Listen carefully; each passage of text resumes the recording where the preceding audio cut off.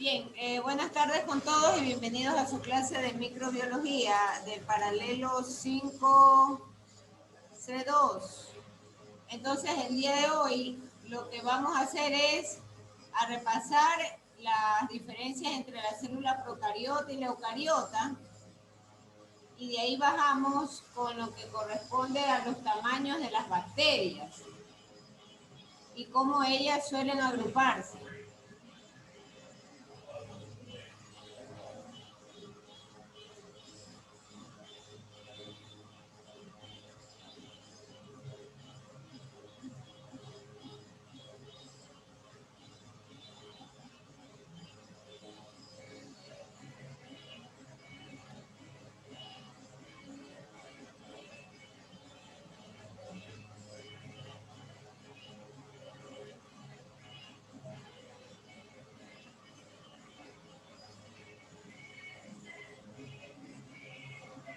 Bien, entonces vamos revisando las diferencias de las células procariotas y eucariotas. Un momento.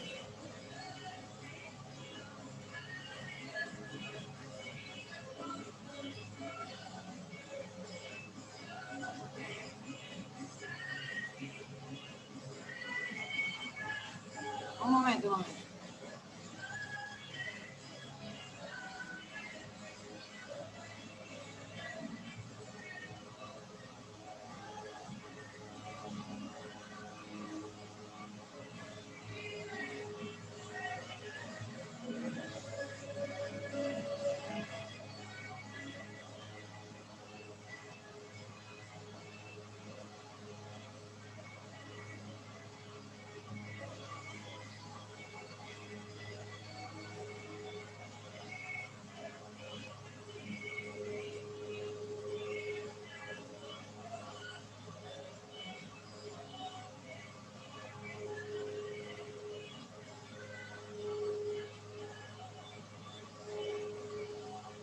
Bien, por favor, ¿me escuchan ahí? Por favor, confirmen audio. Sí, Miss, sí se la escucha. Muchas gracias. Sí se la escucha, Miss. Bien, entonces ahí tenemos las diferencias entre la célula procariota y eucariota. Un poco haciendo una retroalimentación, un feedback de la clase última. Una de las principales diferencias es el tamaño de la célula. Entonces la procariota tiene de 1 a 10, esa unidad que ustedes ven es micrómetro. Y la célula eucariota está entre los 10 hasta los 100 micrómetros, ¿no?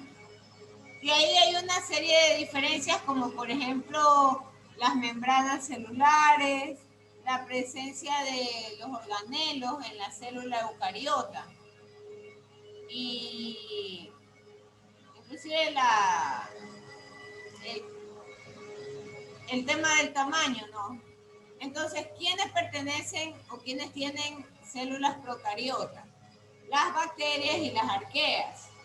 Mientras que las eucariotas lo tienen las algas, los hongos, los protozoos, las plantas y los animales. El tamaño celular ya habíamos conversado, ¿no? Las células eucariotas tienen mayor dimensión. Ahora, si bien es cierto, ninguna de las dos, nuestro sentido de la visión lo puede captar directamente, requerimos de microscopio, ¿no?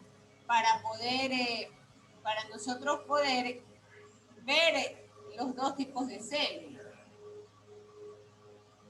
Con respecto a la reproducción sexual, las procariotas no se reproducen por meiosis, mientras que las eucariotas sí. ¿Qué más había que mencionar? El tema de la movilidad de ambas células. Entonces, los procariotas poseen flagelos que rotan y los eucariotas no. Tienen flagelos, pero ellos no rotan. Hay un detalle muy importante con respecto a estas células procariotas y eucariotas. Por cuanto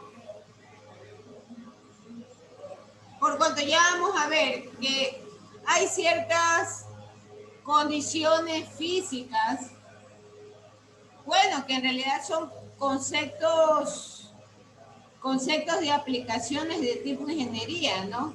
Pero que se aplican en realidad al estudio de la microbiología. ¿Por qué motivo? Porque estas células, y ya hablando específicamente de las bacterias, ellas suelen encontrarse en diferentes medios. Pueden encontrarse en medios líquidos como por ejemplo el agua, por ejemplo las grasas, por ejemplo la sangre propiamente, ¿no? Entonces ahí vale estudiar estos principios de la física aplicados a, si se le quiere llamar, a la ingeniería, ¿no? Ya vamos a ver sobre este tema. Por ahora cerremos las diferencias entre las células procariotas y eucariotas. Y en las procariotas tenemos el tamaño de los ribosomas. Eso ya habíamos conversado en la clase anterior. Los procariotas son 70S, los eucariotas son 80S. Los organelos, en cambio, están presentes en los eucariotas, más no en los procariotas. Veamos las formas. Entonces, ahí tenemos nosotros una escala bastante interesante, porque nos permite tener una mejor visión del tamaño relativo de las células. ¿Y qué pasa con los temas que hemos estado tocando en clase, que son los virus y las bacterias? Entonces, siempre habíamos hablado que los virus eran de mucho menor tamaño que la bacteria. Y eso que ustedes pueden apreciar, la N con la M, es la unidad del nanómetro. Y el virus está en los rangos de 10 a 100 nanómetros. Mientras que la bacteria está en rangos a partir de 1 micrómetro. De 1 micrómetro hasta 5, ¿no? 5 micrómetros en algunos casos. Entonces, por ejemplo, el Bacillus megatherium mide 1.5 por 4 micrómetros. El Escherichia coli mide 1 por 3 micrómetros. El Streptococcus mide 0.8 micrómetros. Y el Haemophilus influenzae, que es de la influenza, mide 0.25 por 1.2 micrómetros. Entonces, ese en realidad es el tamaño de las bacterias. Ahora bien, un ejemplo de bacteria grande es la Pegiatoa gigantea, cuyo tamaño es similar al de las células eucariotas, es decir, de 40 micrómetros. El Bacillus megatherium, como habíamos mencionado, mide 1.3 por 3 micrómetros. Hay un comentario importante. Los organismos celulares cultivables, llamamos cultivable el hecho de que es posible tener un tipo agar-agar o una especie de gelatina de cultivo, en donde, o cuyo propósito es justamente poder visualizar el desarrollo de las bacterias. Y claro, nos ayudamos del microscopio para poder determinar efectivamente la reproducción y cómo las bacterias van agrupándose. De esto ya vamos a ver. Entonces, hay organismos celulares mucho más pequeños que no superan los 0.2 micrómetros. ¿Cuáles son las metodologías en realidad para poder nosotros determinar el tamaño de las bacterias?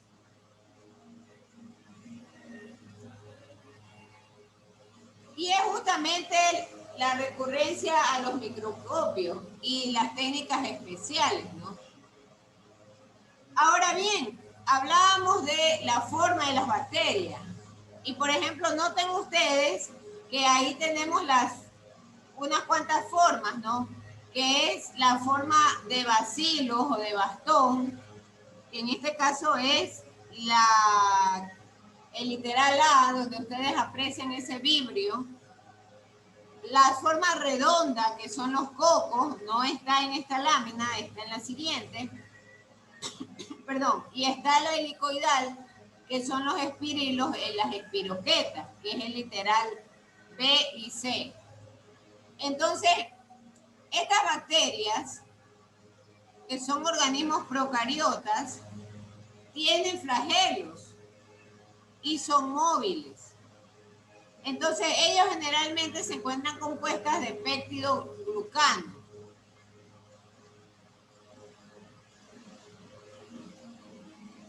Ahí tenemos la forma, la de los cocos, que son los redondos, los bacilos en forma de bastones o los espirilos. Pero antes de avanzar, veamos el tema de las propiedades físicas. Entonces, como estas bacterias tienen flagelos, tienen movimientos. Y es importante encontrar qué pasa cuando estas bacterias se encuentran en diferentes medios. Y estos medios tienen a su vez su viscosidad representativa. Hay medios en los cuales si se le quiere decir la composición, evidentemente los hace turbios y los hace más viscosos. Y hay otros medios en los cuales la viscosidad es menor. Entonces, ¿esto qué significa? Que ahí es importante encontrar una relación física entre la superficie donde se van a desplazar las bacterias y el volumen de las bacterias. Ahora, muy importante es indicar que las bacterias todas son asumidas como si fuesen partículas coloidales o también de forma esférica, porque esto facilita el cálculo físico de las relaciones volumen-superficie. Entonces, como se asume que son esféricas, todas ellas, por cierto, todas ellas, los espirilos, los bacilos, los cocos, entonces se usa la fórmula del volumen de la esfera, que es 4/3 pi r cubo. Y es importante hacer este cálculo de relación superficie-volumen para determinar qué pasa cuando ellas están en contacto directo con un medio ambiente. Vuelvo a repetir, un medio ambiente que puede ser muy denso o menos denso. ¿Y qué pasa con la velocidad de entrada de los nutrientes y de la salida de los productos también? Entonces, ahí es muy importante este tipo de aplicación de cálculo físico.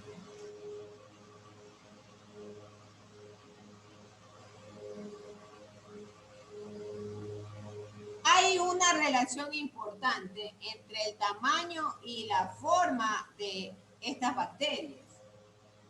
Porque dependiendo del tamaño y la forma, entonces ahí tenemos dos tipos de difusión. La difusión citoplasmática y la difusión desde el medio del exterior. Entonces, ¿a qué nos referimos con difusión?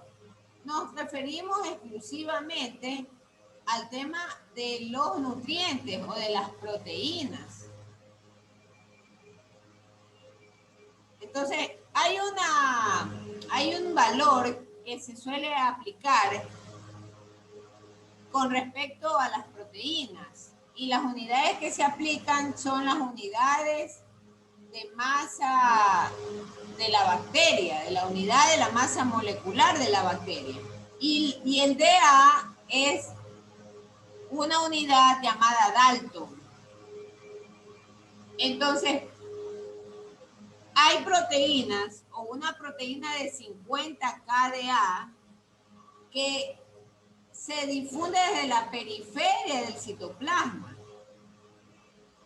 al eje longitudinal de la bacteria en medio segundo. Nuevamente, estos valores han sido determinados por cálculos físicos. Entonces, con eso se conoce que el tiempo de difusión es muy corto. Eso cuando hablamos de difusión citoplasmática. De ahí hay la difusión también desde el medio exterior. Y ahí es importante el entorno de la bacteria. Y existe un valor numérico que se le denomina Reynolds o el número de Reynolds. Y como les comentaba al inicio, ¿no? Este número de Reynolds se suele usar a nivel de ingeniería en los fluidos para conocer el estrés o la tensión que soportan las estructuras. Alguien va a decir, bueno, ¿y eso qué tiene que ver con la bacteria? Es muy sencillo. La estructura de la bacteria tiene una unidad de masa molecular. Por lo tanto, esa estructura tiene un peso que me genera a su vez el principio de inercia. Y requiere movilizarse en el agua. Decimos en el agua porque ustedes ya habrán escuchado que hoy en día los problemas ambientales cada vez son mayores y en mayor auge, ¿no? Entonces, tenemos aguas contaminadas, tenemos restos líquidos que se generan de industrias, de las mismas casas, y ellos contienen gran número de bacterias, de todos los tamaños y de todas las formas. Por lo tanto, esas bacterias se movilizan y ahí requieren vencer la inercia como tal en el medio en el cual ellas se encuentran. Entonces, hay fórmulas para calcular la masa y la velocidad de las bacterias.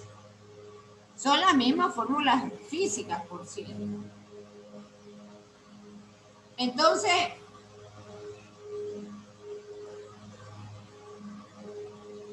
existe también las fuerzas de fricción que las bacterias deben enfrentar en estos líquidos.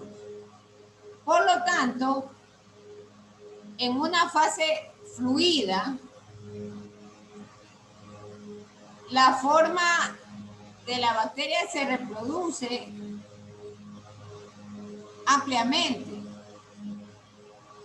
Hay otras propiedades también muy importantes físicas como la parte de flotación, que es requerido también estudiarlo en la microbiología.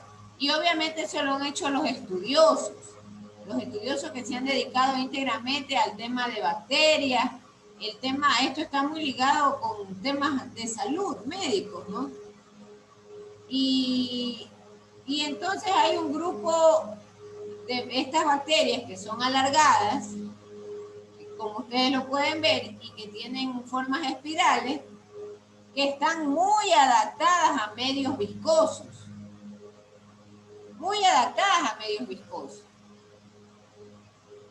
Un ejemplo de eso son las espiroquetas, ¿no? También hay bacterias con prolongaciones y tienen formas de disco lámina. Entonces esas bacterias en cambio están, o su estructura es muy propicia para flotar. Y hay bacterias que, por ejemplo, tienen valores en su relación superficie-volumen menores a 5.8, que les permite justamente tener una mayor resistencia frente a la desecación. Es decir, en ambientes en los cuales hay poca humedad.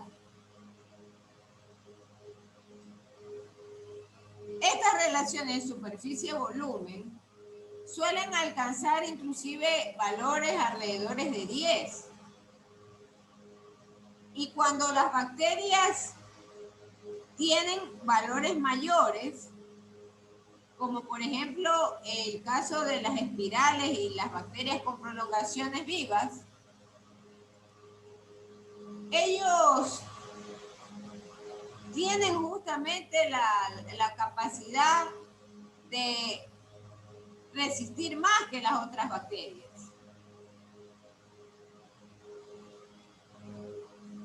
Ahora bien, ¿qué pasa con las agrupaciones? Las bacterias no suelen quedarse aisladas, suelen unirse, al menos entre dos de ellas. Entonces, ellas se multiplican por fisión binaria. Así ellas se multiplican. Sin embargo, las células resultantes de esa multiplicación se dispersan, pero a su vez,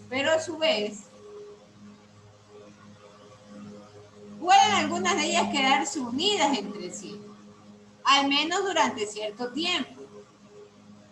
Entonces, hay agrupaciones de células de dos que se le denomina como diplococos a los que son redondos o diplobacilos a los que tienen forma de bastón.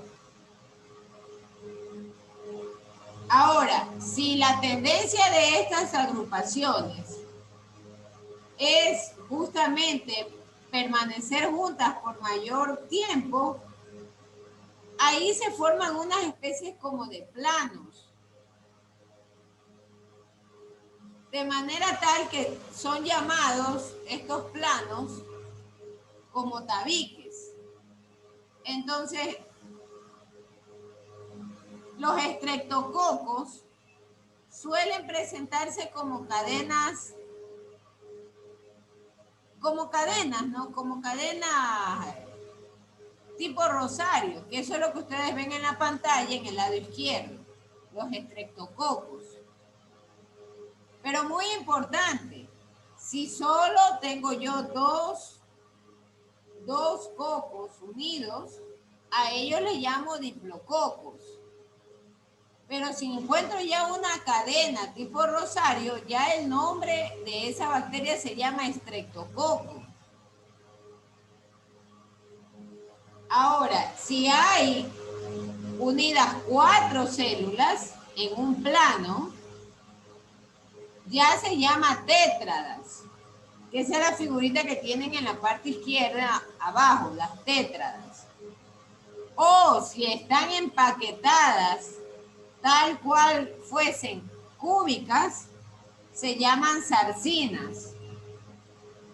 Y si están agrupadas como racimo, ya eso se llaman los estafilococos. Por favor, es muy importante tener clara esa agrupación bacteriana. Lo mismo sucede con los bacilos. Entonces, los bacilos que están unidos entre dos se les llaman diplobacilos. Y si están unidos en forma de cadenas también,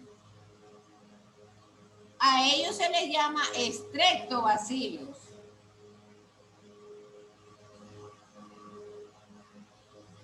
En el caso de los bacilos pueden haber también variantes. Y entonces esas variantes las denominamos en función de los grados o de los ángulos a los cuales están ellas unidas, ¿no? Por ejemplo, hay bacilos en empalizada y eso es debido a los 180 grados que hay entre ellos. Como también pueden haber dos bacilos en tipo de ángulo o en forma de B o L. Es posible. Y pueden haber inclusive bacilos formando una analogía como letras chinas, ¿no? Entonces, esas son las formas o las agrupaciones.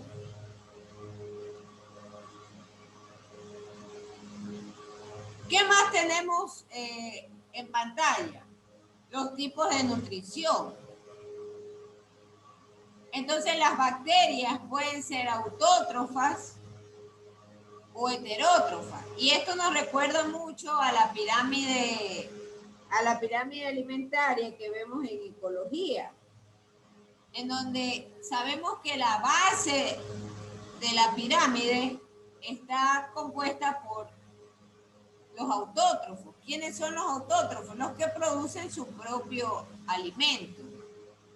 En este caso significa que hay bacterias autótrofas que son fotosintéticas y quimiosintéticas. Y por otro lado, hay bacterias heterótrofas o también llamadas consumidoras que pueden ser clasificadas en saprófitas y yo le añadiría aquí también el término de descomponedoras. Las bacterias heterótrofas parásitas y aquellas que son simbióticas. Todos estos términos ya no son familiares porque se refieren al tema de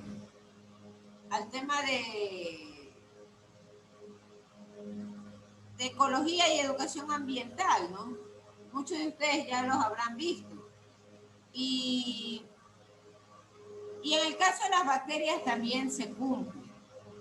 Entonces,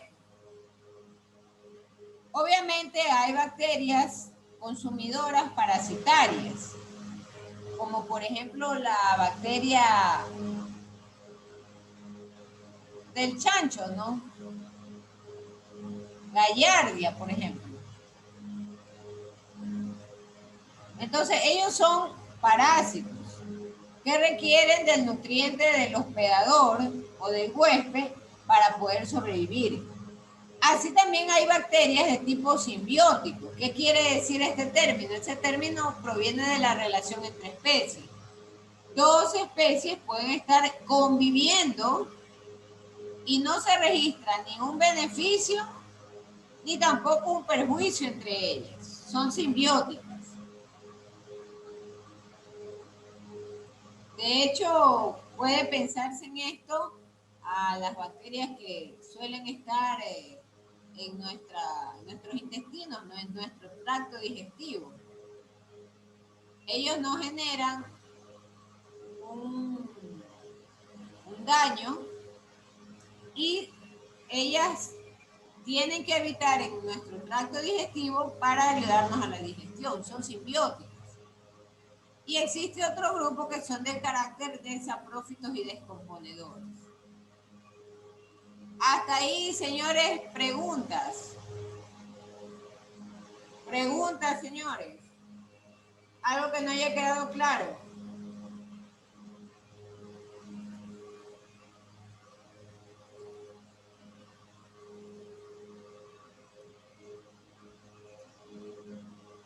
¿Alguna pregunta, señores? Bien, voy a hacer preguntas en virtud de que ustedes no han...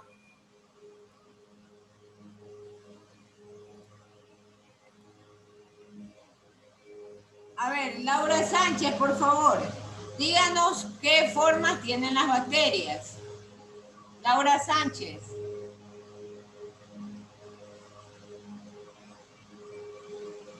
Señorita Laura Sánchez, por favor, conteste.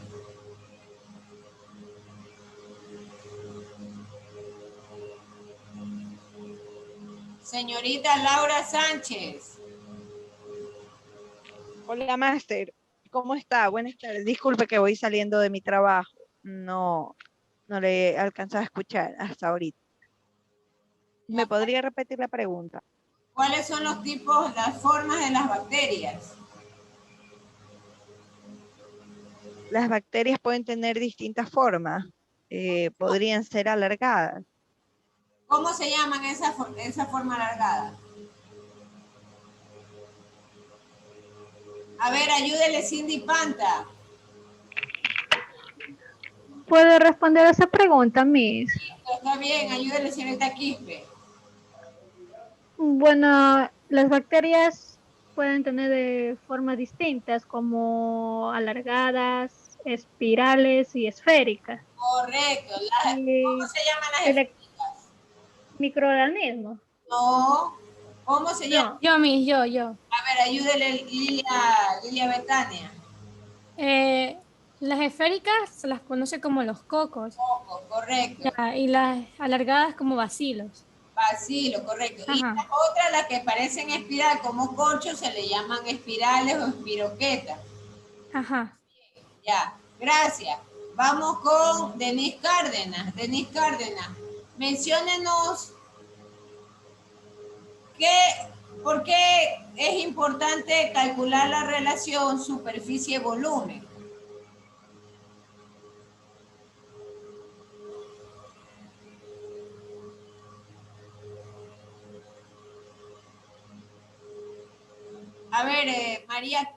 María Quispe, no, Panta Jennifer.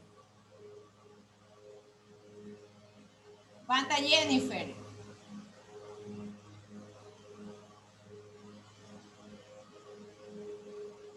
Nada, Panta Jennifer, ha dejado botada la conexión. Raúl Villa. No, Miss, aquí estoy. A ver, ¿por qué es importante calcular físicamente la relación superficie-volumen de las bacterias? Por la reactividad, por las reacciones que involucran. Nada, equivocado. Ayúdele a Raúl Villa. Miss, si usted me hace recordar, usted me aceptó recién, o sea, en 30 minutos, y yo estaba bañándome, recién llegué de trabajar y ahorita recién estoy conectada a la clase. Ya, Alain Cerdán. ¿Por qué es importante la relación superficie-volumen? Alain Cerdán.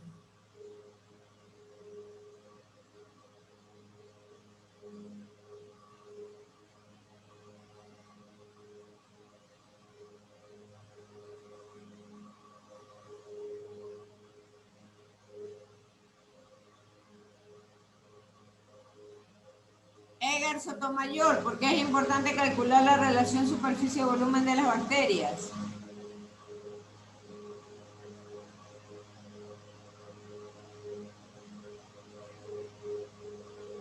A ver, alguien que sepa.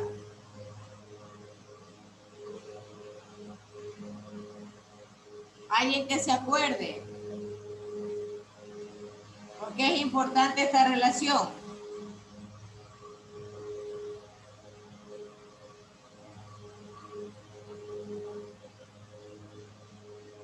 Bien, vamos a responder en virtud que nadie ha escuchado esta parte.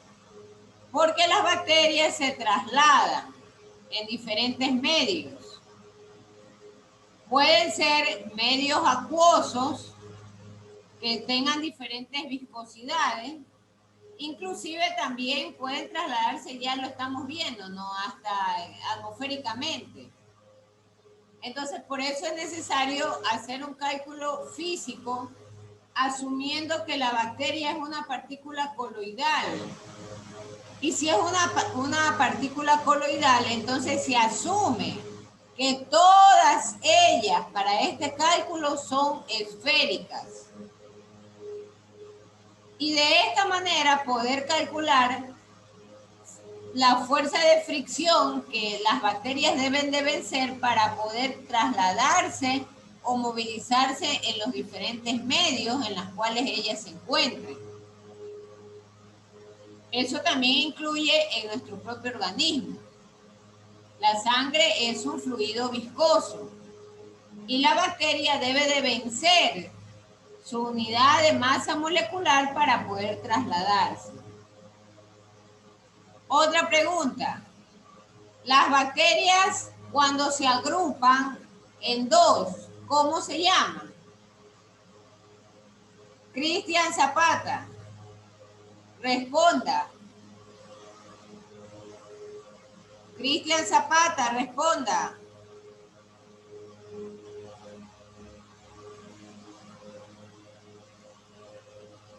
Son diplococos, maestra.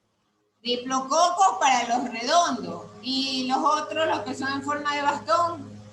Diplobacilos. Diplobacilos, correcto. ¿Qué pasa cuando están agrupados entre 4? ¿Cómo se llama para el caso de los cocos? Tetras. Tétradas, correcto. Y cuando tienen forma de cubo los cocos, ¿cómo se llama?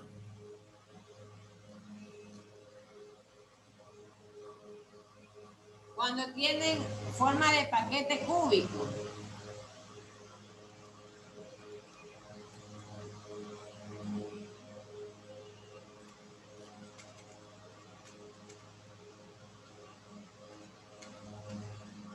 Se llaman zarcinas.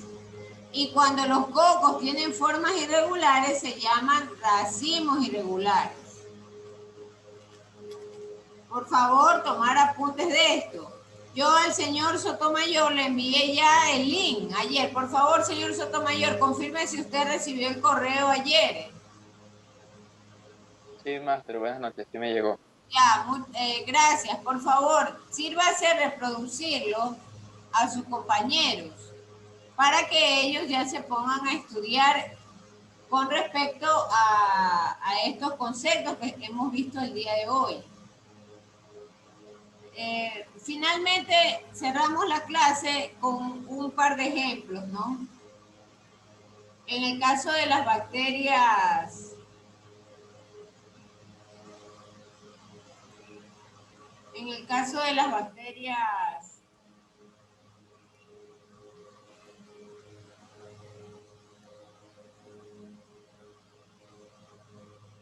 entonces, las bacterias que son autótrofas pueden ser las bacterias verdes fotosintéticas o las bacterias púrpuras fotosintéticas. Y estamos refiriéndonos al árbol filogenético de las bacterias. Mientras que otro grupo de las autótrofas también es la cianobacteria. Esta cianobacteria le suelen llamar la bacteria que originó al mundo. Es la primera forma de vida encontrada en ambientes muy, pero muy ricos en azufre y con altas temperaturas. Usualmente se la solía encontrar en el seno de los volcanes a estas cianobacterias. De seguro todavía existen. Y estas cianobacterias evolucionan para dar lugar a los cloroplastos. Y luego estos a su vez a las plantas. La cianobacteria lo que hace es tomar los nutrientes del suelo y aprovechan la energía de la luz solar. Entonces lo mismo sucede con las bacterias verdes y las púrpuras. Ellas, en cambio, la luz es la que toman para sus procesos químicos sintéticos de las proteínas. Bien, con ese par de ejemplos, por favor, enciendan la pantalla los que puedan. Cerramos la clase con 13 participantes, que son Alain Cerdán, Cindy Panta, Cristian Zapata, Denis Cárdenas, Edgar Sotomayor, Laura Sánchez, Lilian Betania Crispín, María Quispe, Marta Leonel Onofre, Jennifer Panta, Raúl Villa, Juliana Moscoso y Saida Pin.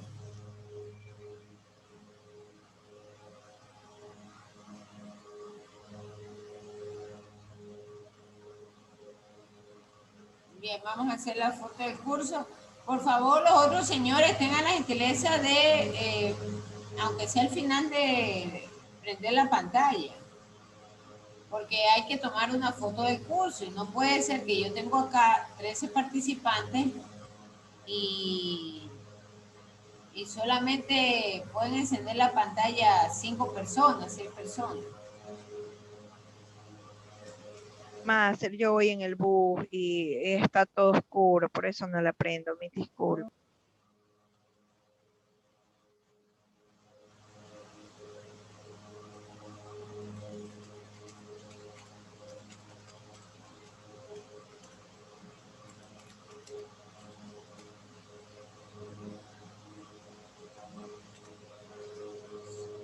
Ya, muchas gracias, señores. Entonces, con esto cerramos la grabación, ¿no? Muchas gracias y nos vemos en la siguiente clase.